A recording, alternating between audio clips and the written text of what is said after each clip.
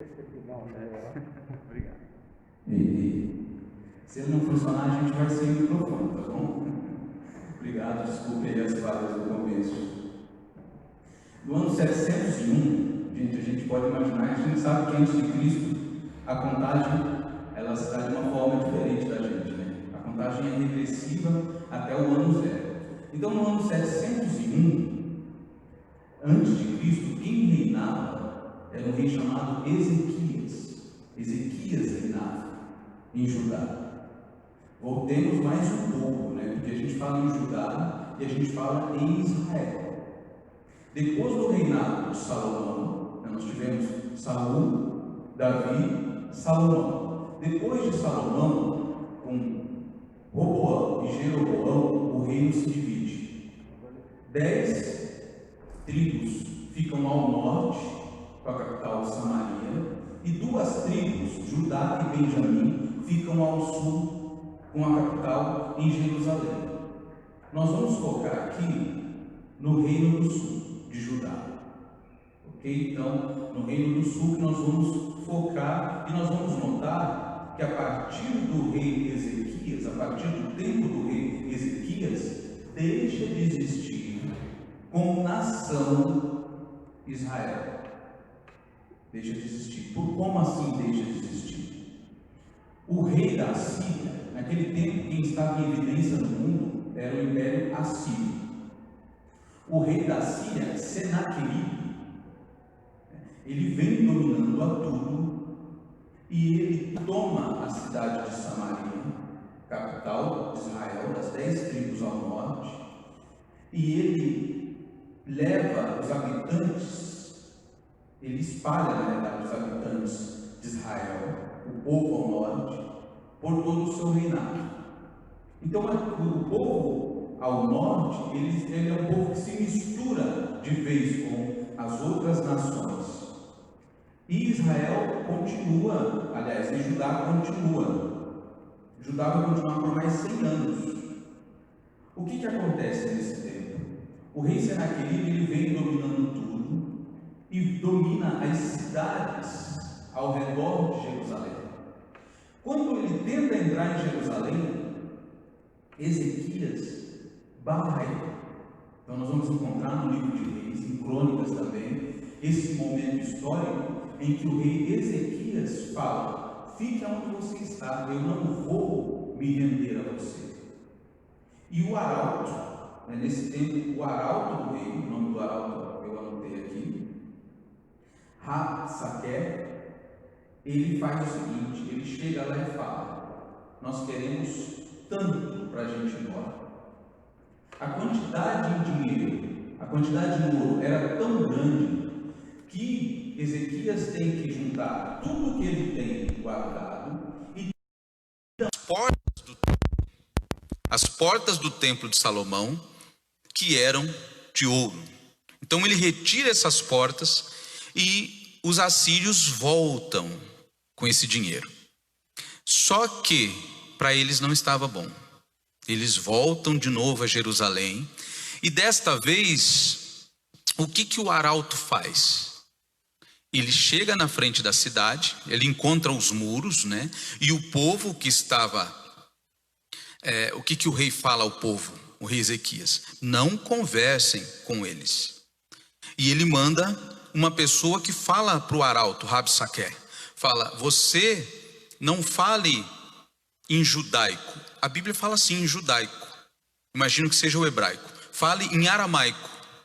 Só que o arauto, ele levanta e fala na língua dos judeus, ele fala em judaico.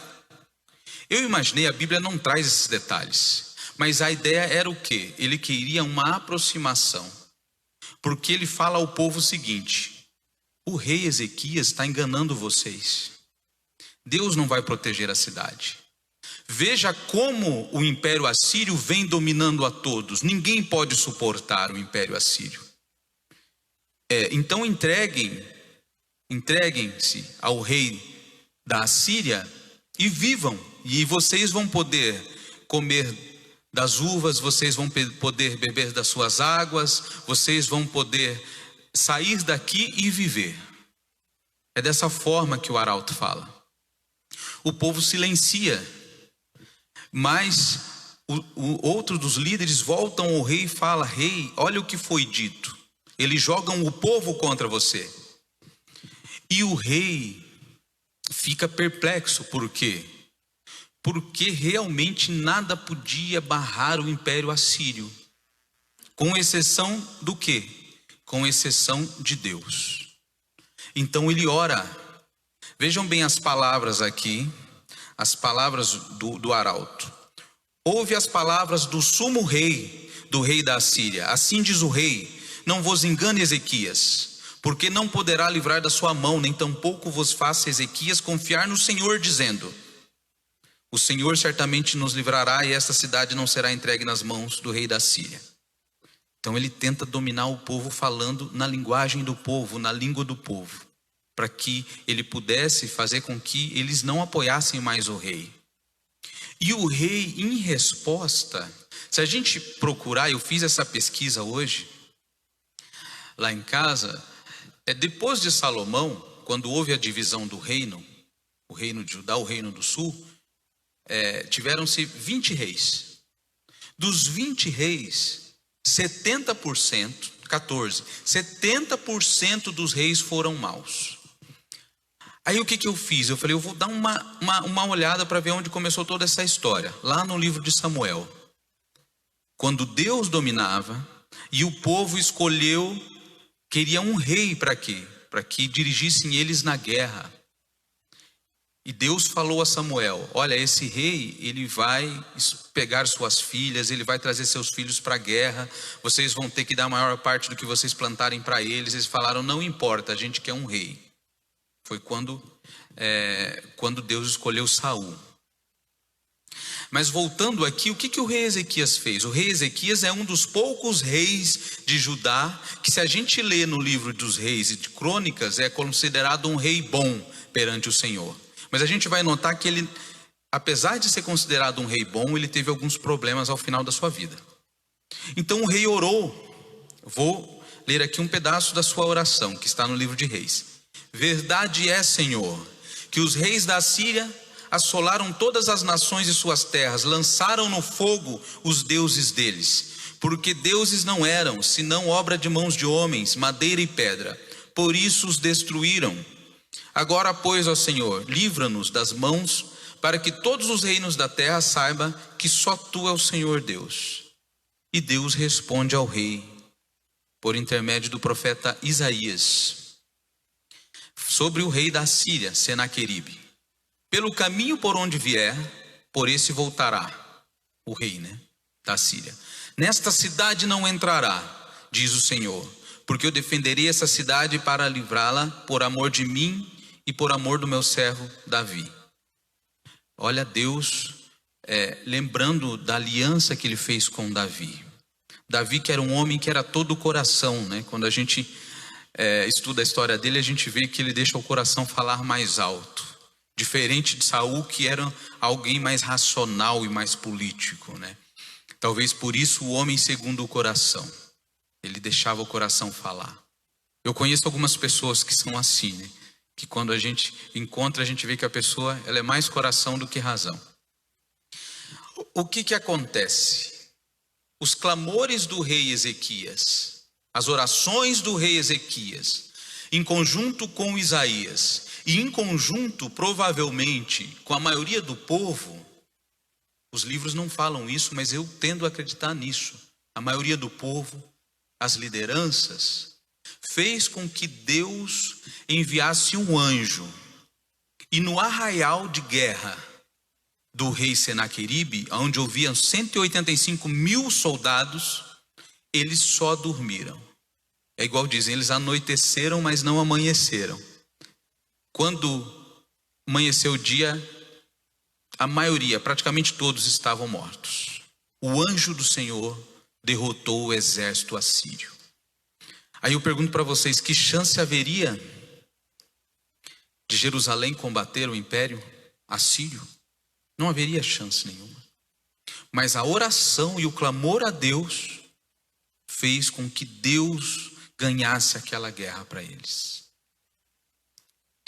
O que acontece? né? Assim livrou Deus a Ezequias e ao povo de Jerusalém. Entretanto, o rei, com essa vitória, ele perdeu a fé. O que acontece? Ele se exaltou, ele deixou a vaidade ganhar campo, ele deixou o egoísmo, ele se tornou um rei vaidoso, orgulhoso, e ele cai doente próximo àquele tempo.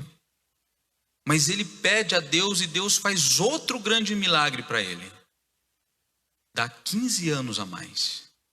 Esses 15 anos a mais, eu estava, semana passada, eu estava cantando lá na outra central, e o pregador leu bem essa história. Aí eu falei, olha, às vezes parece coincidência, tem hora que eu acho que não é coincidência, mas é bem o que faltava aqui para o meu estudo que eu estava fazendo. Eu falei, olha aí, né? Essas coisas vêm para ajudarem a gente. E ele fala o seguinte: melhor seria se o rei Ezequias tivesse morrido.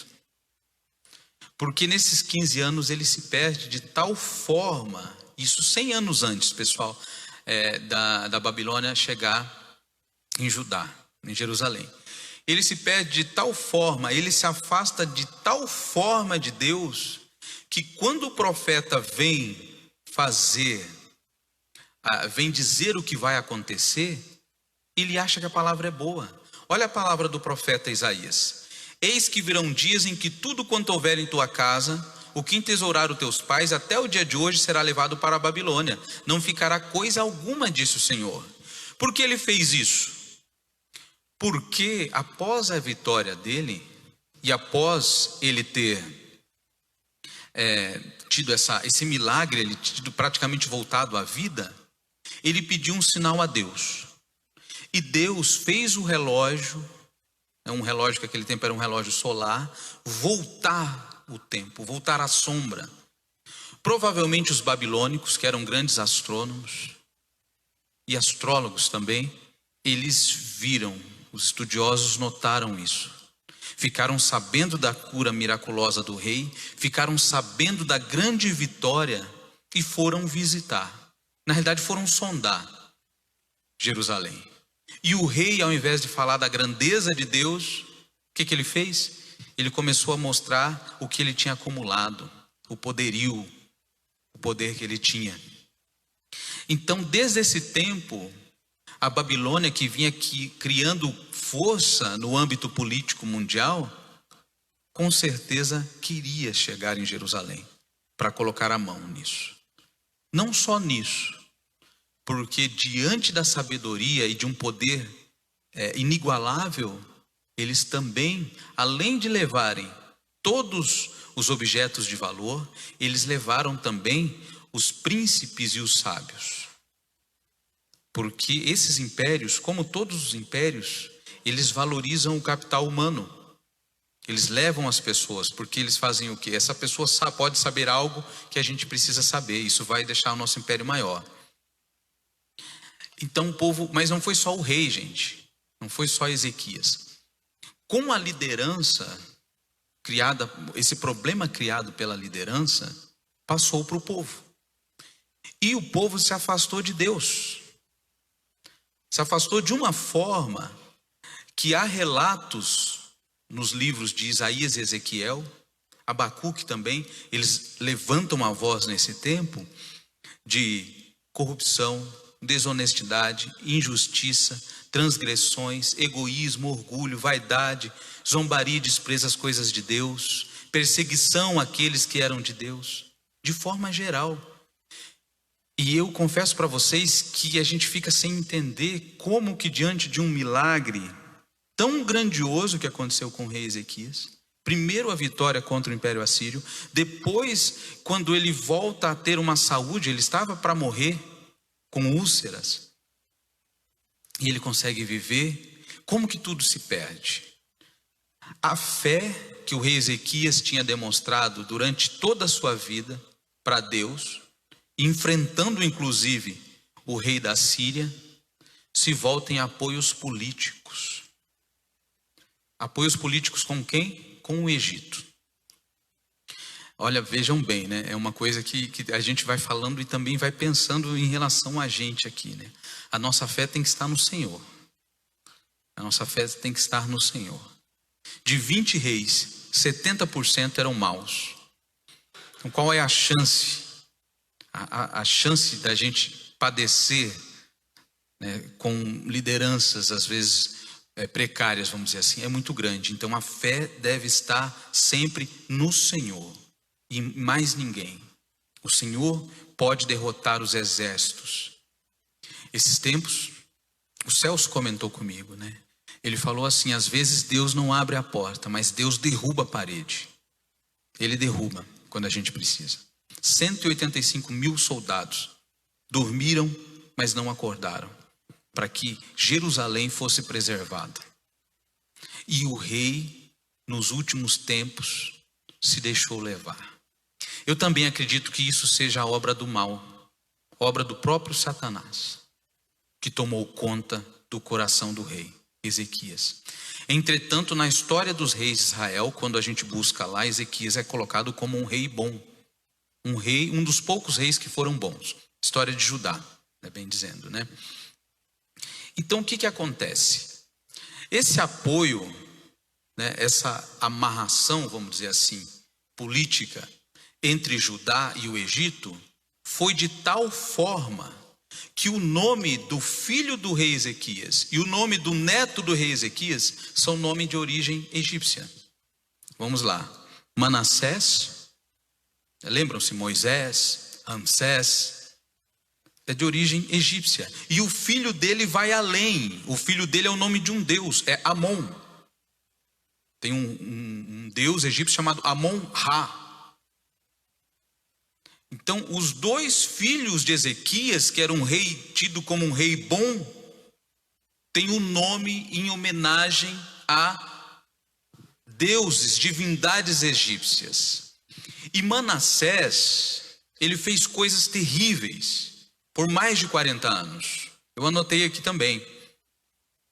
Ele queimou seus próprios filhos em oferta aos deuses pagãos. Ele adivinhava pelas nuvens. Aí eu fico pensando, né? Como assim? Adivinhava pelas nuvens. Era agoureiro, praticava feitiçarias, tratava com necromantes, feiticeiros. Ações que colocaram o seu nome em hebraico. Manassés significa esquecimento. Porque o povo judeu preferiria esquecer aquilo que passou. E Amon, seu filho, neto de Ezequias, seguiu o mesmo caminho do pai. O que acontece? O Abacuque, o livro de Abacuque, do profeta, começa dessa forma. Ele vivenciou aqueles tempos difíceis. Até quando, Senhor, clamarei por socorro sem que tu ouças? Até quando gritarei a ti violência sem que traga salvação? A destruição e violência estão diante de mim. Há luta e conflito por todo lado, por isso a lei enfraquece e a justiça nunca prevalece. Os ímpios prejudicam os justos e assim a justiça é pervertida. Vejam que momento difícil. 100 anos de um tempo muito ruim, de um tempo em que deixaram Deus de lado.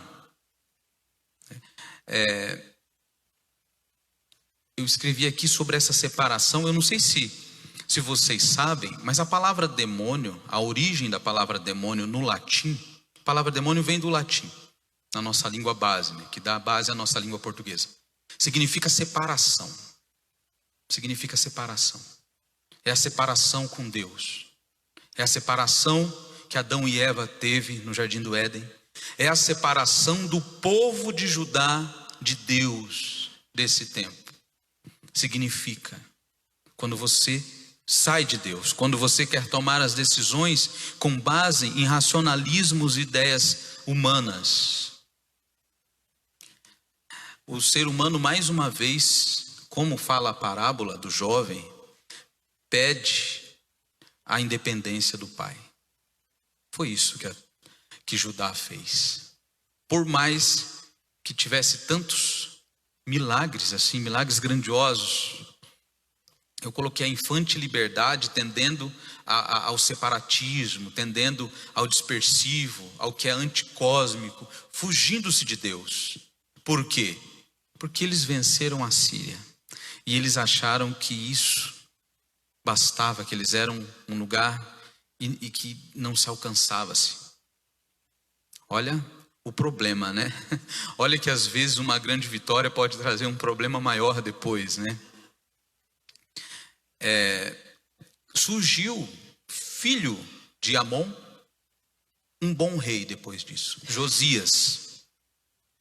E eu também fiquei pensando, olha, eu estava lendo esses dias o livro da Ellen White sobre os escolhidos, e ela fala dos filhos de Eli, e como os filhos de Eli, por não terem uma educação, ela fala o seguinte, assim, que Eli foi grande em frente às tribos, um grande líder, mas em casa ele não era. E o problema com os filhos deles, que Deus praticamente fez desaparecer no templo, foi por conta de uma educação que lhes faltou, de um braço forte de Eli. Mas aqui entre os reis é algo que a gente nem consegue ver. Aí eu fico imaginando a distância que havia do rei em relação aos seus próprios filhos. O rei Josias foi um dos melhores e maiores reis de Judá. Por incrível que pareça, filho de Amon e neto de Manassés. E que agora com um nome que conversava com, vamos dizer assim, um nome que fazia uma homenagem a Deus. Significa o Senhor traz a salvação. E ele voltou, buscou o livro da lei que estava perdido, leu na frente do povo, derrubou os postes que eles idolatravam, expulsou os médios, os adivinhadores, os agoureiros, as feiticeiras. Ele renovou tudo. Quando ele descobriu e leu o livro da lei, ele rasgou sua roupa e foi atrás de uma profetisa chamada Hulda. Vejam que a maioria dos profetas são homens na Bíblia, mas essa aqui é mulher. Eu fiz questão de anotar aqui o nome dela. Só que ela falou a palavra de Deus. Deus iria retirar Josias. Iria colocá-lo junto com seus pais, quer dizer, levá-lo à sepultura, para que ele não visse o que iria acontecer com Israel. Quer dizer, a sentença do Senhor tinha transitado em julgado. Não dava mais para recorrer. E talvez, olha o que aconteceu com Ezequias. A misericórdia de Deus é muito grande. E a misericórdia de Deus, salvando Ezequias, Ezequias não conseguiu. A da vida dele era o melhor que se não houvesse. Então Josias, Deus retira. E numa luta contra os egípcios, ele acaba morrendo. Entretanto, a queda de Jerusalém era iminente. Lembram-se lá no início, a profecia de que Deus rejeitaria Judá, como ele rejeitou Israel diante dele. A queda era iminente. Os homens de Deus, a todo momento, apresentavam isso, principalmente Jeremias. Jeremias várias vezes foi preso. E Jeremias, ele tinha, se vocês acompanharem no livro dele, o ministério dele era um ministério de, ele, além de falar, que ele pensava, será que eu não estou sendo bem entendido? Ele encenava. Então o que ele fez? Ele colocou uma botija, quebrou, ele vai na frente do templo e quebra. E fala que Jerusalém, os filhos de Jerusalém, comeriam os próprios filhos de fome. Olha que coisa terrível, gente. Olha que coisa terrível. Aliás, eu lendo sobre todos esses momentos difíceis do povo de Israel e pensando sinceramente na gente também, né? Na loucura que se passa, né? É só você entrar e ver as notícias, né? De loucura, de pessoas surtando, matando crianças. Lá foi no Rio, em Santos, né? Um senhor que é um dos desembargadores, aquelas pessoas que a gente confia para que ele leve a lei do nosso país certo, ele sem máscara, ofendendo a guarda municipal. E assim, né, o rapazinho que eles jogaram no fundo do poço. Olha ao nosso redor. Olha ao nosso redor e vejam se a gente não passa aqueles 100 anos, aquele domínio de Manassés. Então a situação nossa é difícil. E sinceramente, às vezes nós conversamos, eu converso com alguém tem um pouco mais de idade, eu tenho um amigo lá da vila onde eu fui criado, do Jardim Alvorada, o Toninho, e ele fala, mas antes não era assim. Antes não era assim. O que está acontecendo, né? Eu acredito que são sinais que a gente tem que parar e realmente levar muito a sério. Muito a sério. Todos estão falando. O próprio Jesus falou que quando o sol está se pondo, isso é um sinal para a gente. E a gente tem que esperar, entender esse sinal. Esse sinal de um fim de um período ruim. Jeremias também, o que ele fez? Ele colocou um canzis de madeira, ele colocou um jugo. E ele falou, se vocês não aceitarem o jugo babilônico, vocês serão exterminados. Eles jogavam ele na cadeia. Não tinha jeito, né? O filho de Josias, Jeoacás, interessante, o filho de Josias, ele era filho da filha de Jeremias. Então, notem que tudo para ser uma pessoa boa também. A gente pensou, o rei Josias, bom perante Deus. Jeremias, profeta do Senhor. A irmã dele teve um filho, Jeoacás. Ele reinou 3 meses só em Judá. E Deus fala que seu reinado foi mau. Então é uma coisa realmente para a gente, é Deus que pode salvar e curar a gente. Ok? O que acontece? Nesse tempo, Jeoacás é deposto pelos egípcios e colocado Eliaquim, seu irmão, no lugar. O qual os egípcios trocam o nome para Jeoaquim. Jeoaquim. Por que trocaram o nome? Por conta, na cultura antiga, e eu acredito que em algumas outras culturas nossas, o nome, ele falava muito sobre a pessoa. Então Eliaquim, que significa meu Deus se levanta, eles colocaram Jeoaquim, que significa o Senhor se levanta. Porque Deus fazia remissão, né, remetia ao Deus de Israel. Então o que acontece? Essa aliança judaico-egípcia, vamos dizer assim, essa aliança com esse país, ao invés de ser uma aliança com Deus, tornou-se frágil quando a Babilônia começa a vir.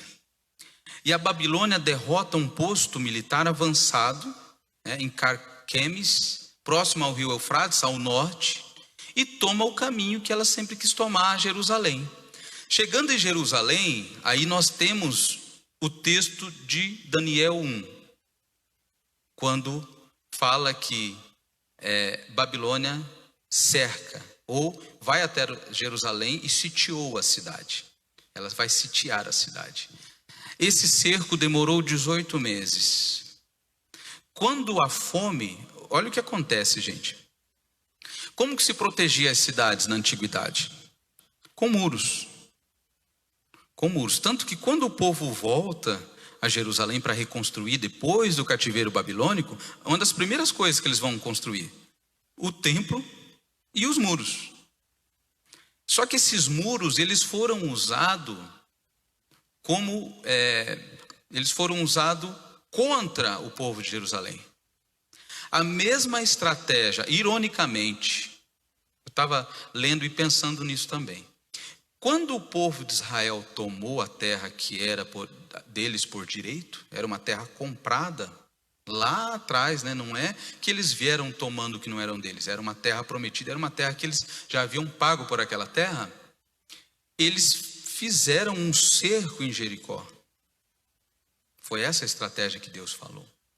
Quando caiu o Judá, porque Israel já havia caído 100 anos antes, a Babilônia fez o cerco. E há nos livros dos profetas que Nabucodonosor era o servo de Deus. A Bíblia inteira nós seguimos assim. Você tem Babilônia, que representa, na maior parte das vezes, o ser humano, a força do ser humano, o que não é de Deus. E Jerusalém, que significa o que é de Deus. Nesse momento da Bíblia há uma inversão. O rei da Babilônia é servo de Deus. E aliás, a gente lendo o livro de Daniel no capítulo 4, vocês podem ler, 4, vocês vão ver que ele se converte a Deus, Nabucodonosor. Mas ali ele estava fazendo o que Deus mandara ele fazer. E a Babilônia vem fazer o que Deus mandou e Jerusalém é levada. São 18 meses, quando o povo já estava morrendo de fome, o rei invadiu. Só que a primeira invasão em 605 não era uma invasão para destruir a cidade. Eles não vieram, pronto, nós vamos destruir, como aconteceu depois. Eles queriam colocar o jugo em cima. Era isso que o profeta Isaías falava. Se vocês ficarem no jugo do império da Babilônia, vocês vão viver. Caso contrário, não. Nesse tempo, o que acontece? Eles levam Jeoaquim, eles vêm a Jeoaquim, quebram o tratado que Jeoaquim tinha com o Egito. Lembram-se que o Egito até trocou, o faraó Neco troca o nome dele. E colocam seu filho Joaquim no lugar. E levam o rei. Quando eles voltam de novo, Joaquim, na realidade, ele se rebela. Por que se rebela? Porque ele não queria esse jugo. E quando ele vai também, essa primeira invasão da Babilônia, ele leva os nobres. Ele leva o ouro de Judá. E ele deixa ali Judá, fala, vocês vão trabalhar para a gente. O que há de melhor nós vamos levar para a Babilônia, o que não há fica aí e vocês vão pagar tributo para a gente, como aconteceu com Roma depois, né? Com outras também nações. O que ele faz? Joaquim se rebela e o rei vai de novo. Quando ele vai, ele leva os artífices, ele leva milhares de pessoas como escravos. Essa é a segunda vez que ele invade. E depõe, né, leva o rei Joaquim junto. E no lugar fica o último rei de Judá antes do exílio. Esse rei, olha, interessante, ele também era filho da irmã do profeta Jeremias. E ele era tio de Joaquim, Matanias o nome dele. O que os babilônios trocam de nome. Por questão de significados, né? Porque era um nome que fazia uma homenagem a Deus, ao Deus de Israel. E eles colocam o nome como Zedequias. Zedequias, o último rei. Foram 2 anos apenas. Ficou 1 ano, no segundo ano ele se rebela. Quando ele se rebela, aí a Babilônia vem e destrói tudo. E eram 1.500 quilômetros. Imagine, gente, a gente caminhando 1.500 quilômetros a pé. 1.500 quilômetros para você chegar até a Babilônia. Eles marcharam, a devastação foi total. Queimaram a casa de Deus, derrubaram os muros, levaram tudo o que havia de bom. Tudo. O que Deus falou foi o que aconteceu ao rei Ezequias. Bem, essa não é uma história das mais, vamos dizer assim, das mais empolgantes, mas a gente sabe o que aconteceu depois, né? O profeta Isaías, o profeta Jeremias deram um tempo, Deus deu 70 anos de cativeiro para esse povo, e eles voltaram para restabelecer o templo.